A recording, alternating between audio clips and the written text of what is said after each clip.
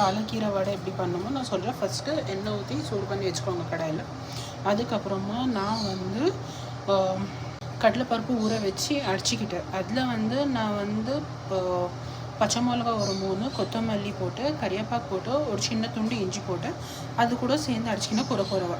அதுக்கப்புறமா சோம்பு, சீரகம், உப்பு, பாலக்கீரை வடவை நான் தட்டி போட்டுக்கிட்டு பாருங்கள், ஸ்மூத்தாகவே வந்துடும். ஆனால் கடலைப்பருப்பு நல்லா ஊற வச்சுக்கோங்க. ஒரு 4 to 5 hours ஊறிச்சுன்னா நல்லாயிருக்கும். நல்லா கோல்டன் ப்ரௌன் ஆகிட்டோன்னா நீங்கள் எடுத்துகிட்டு ரசத்து கூடவோ இல்லை சப்பு பருப்பு கூடவோ டேஸ்ட் நல்லாயிருக்கும்.